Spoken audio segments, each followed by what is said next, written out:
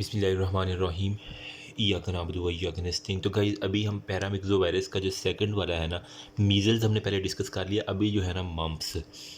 अगर आप एक लेडी है ना तो एक अच्छी माँ भी होनी चाहिए आप इसके साथ साथ। हमारे टीचर कहते थे कि नो डाउट कल को आपके बच्चे होंगे, ठीक है। अगर उनमें से किसी को मम्प्स हो गया ना तो प्लीज़ प्लीज़ उस बेटे को जल्दी से जो है ना ट्रीटमेंट की तरफ लेके जाइएगा, सही है। मतलब कि अगर आपने इसकी कहते हैं ना stitch in time saves nine, वक्त पे लगाया हुआ एक टांका बाद में लगाए 9 टांकों से। अगर आपने मम्प्स को उस बच्चे के जो है ना वो ट्रीट ना किया तो ये उसके टेस्टिस को जो है ना वो इन्फ्लेम्ड कर सकता है, जिससे वो इनफर्टाइल हो सकता है। ये मम्प्स जो इतना ख़तरनाक है, लेकिन इसका कंट्रोल इजीली हो जाता है। अच्छा, डिज़ीज़ क्या करता है बेसिकली, पहले मैं डिज़ीज़ के बारे में थोड़ा सा बता दूं। ये हमारे पास सलेवरी ग्लैंड जो होता है ना, और उनमें से भी मोस्ट कॉमन जो पैरोटिड ग्लैंड होता है उसकी स्वेलिंग करता है। मतलब आपने देखा मुंह के ऊपर जो है ना उसका सूजा हुआ था। मैं सारा दिखाता हूँ डायग्राम के अंदर। अच्छा, इसकी पहले प्रॉपर्टीज़ देख लें। प्रॉपर्टीज़ में वो कहता है, हमने अगर मम्प्स को मैं बता दूँ ये वाला पैरामिक्सो वायरस में मीज़ल्स हमने कर लिया, मम्प्स जो है ना ये भी आरएनए इन्वेलप्ड है। तो मैं यहाँ पे लिख सकता हूँ कि ये एक तो single standard RNA enveloped virus है। ओके हो गया। एक बात हमारे पास ये होगी। नंबर 2 पे इसके अंदर वो सेम पोलीमरेज आपने क्या देना है, प्रेजेंट होता है, ठीक है। और हेलिकेज इन नेचर होता है, हेलिकल सिमेट्री होती है, और सिंगल स्टैंडर्ड आरएनए इनवेलप्ड है, ठीक है। ये हो गया एक बात। सेम वही कहीं मल्टीप्लाई करता है इन साइटोप्लाज्म। अच्छा, हमने पढ़ा था पैरामिक्सो के अंदर उसकी जो वायरस होता है उसके ऊपर क्या होता है, हीम अग्लूटिनिन और न्यूरामाइनिडेज। और जबकि हमने मीज़ल में पढ़ा था कि हीम अग्लूटिनिन और था हमारे पास फ्यूसिन, ठीक है। तो लेकिन ये जो मम्प्स है ना इसके पास तीनों ही चीज़ें हैं। आप कहना है कि एक जो उसकी स्पाइक है ना उसके ऊपर ही इसके पास हीम एग्लूटिनिन होता है प्लस न्यूरा माइनिडेज। हीमोग्लूटिनिन और न्यूरामाइनिडेज एक ही स्पाइक है, ऑन दी सेम स्पाइक। अगर आप लिख देंगे ना तो यही बुक के अंदर इस तरह ऐसे लाइन लिखी, ऑन सेम स्पाइक। जबकि जो हमारे पास होता है फ्यूसिन प्रोटीन, मतलब तीनों ही आ गई हैं फ्यूसिन प्रोटीन, वो हमारे पास किसी और डिफरेंट स्पाइक के ऊपर जो है ना आपको मिल जाएगी। लेकिन होते ये तीनों ही इसके पास हैं। ये थोड़ा सा ना हैवी किस्म का है। मोड ऑफ ट्रांसमिशन क्या है, एक तो कॉन्टैक्ट है, दूसरा रिस्पायरेटरी ड्रॉपलेट्स जो होता है ना वो भी जिस तरह मीज़ल्स के थे ना इस तरह ही रिस्पायरेटरी ड्रॉपलेट्स जो है ना वो कर देते हैं हमारे पास। अब इसकी पैथोजेनेसिस के बारे में थोड़ा सा डिस्कस कर लें, उसके बाद हम ना सारी की सारी इसकी डायग्राम की तरफ मूव करते हैं। देखिए, आप जब तक पिक्चर्स नहीं ना देखेंगे, कल को आप ओपीडी में बैठे होंगे, आपके पास पेशेंट आएगा तो आप कंफ्यूज हो जाएंगे ये है क्या।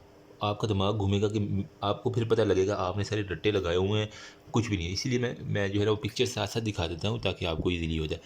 अच्छा, पैथोजेनेसिस कुछ भी नहीं है इसकी। इसने जो है ना वो इन्फेक्शन करना है अपर रेस्पायरेटरी ट्रैक का, ठीक है।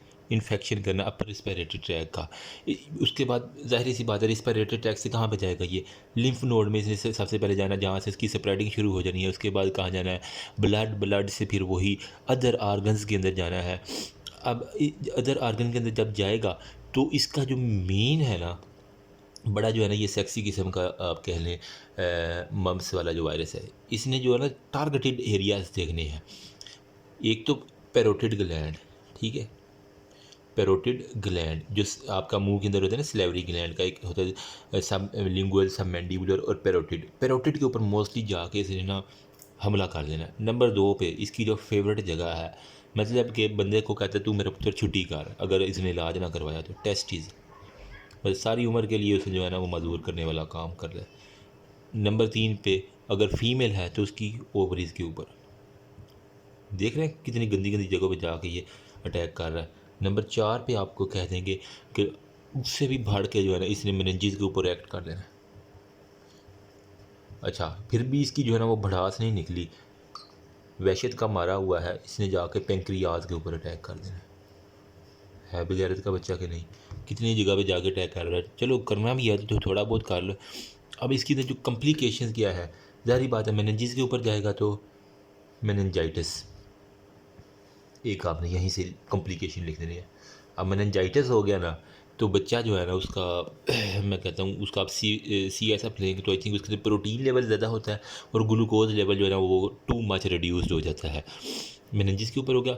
नंबर 2 पे अब ये देखो टेस्टिस के ऊपर जो है ना, इसके ऊपर जाकर जब अटैक करेगा तो एक क्या करता है, अगर बच्चे का टेस्टिस बेचारे का इतना का छोटा है लेकिन वो आप अगर फील करेंगे ना तो आपको इतना बड़ा जो है ना वो नज़र आएगा। तो मैं कह सकता हूँ कि टेस्टिस की स्वेलिंग होती है जिसे हम कहते हैं और चाइटिस। स्पेलिंग को क्या हो गया यार, एक तो आर्चियाइटिस, मतलब टेस्टिस की जो है ना वो स्वेलिंग करवा देता है।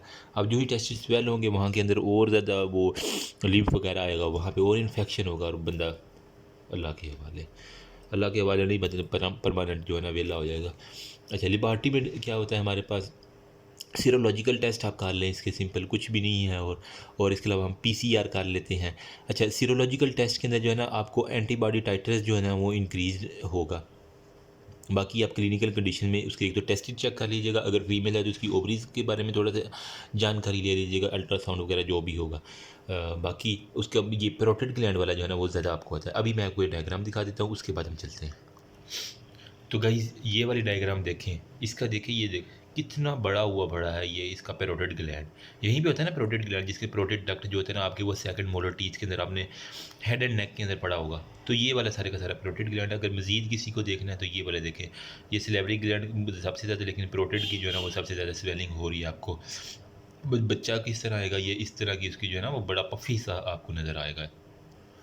अभी ये देखें ये वाला जो है ना हमारे पास केस, ये ऑर्चिटिस का मतलब टेस्टिस की देखें इन्फ्लामेशन उसने करवा दी है। इतने बड़े बड़े, अब देखें उसका पीनस का साइज़ देख लें और उसके मुकाबले में उसके टेस्टिस देख लें कितने बड़े हुए पड़े।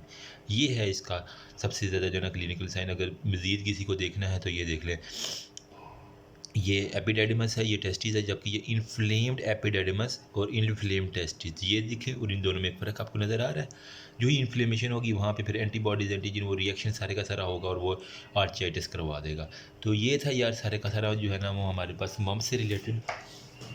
होप सो कुछ ना कुछ आइडिया हो गया होगा। बस इतनी ही बातें अगर आपको पता है ना, एक टेस्टिस के बारे में नहीं बोलना, एक पैरोटिड ग्लैंड के बारे में नहीं बोलना, मेनिंजिस के बारे में नहीं बोलना, पेंक्रियाज का बता देना, अपर रिस्पिरेटरी ट्रैक का इन्फेक्शन करवा देता है, मुंह से रिलेटेड सारे का सारा होता है। अभी नेक्स्ट जो है ना वो हम डिस्कस करते हैं रूबेला वायरस, जिसका दूसरा नाम था टोगा वायरस। अभी नेक्स्ट वीडियो में आ जाए। If you have any query you can ask me in comment section. Thank you.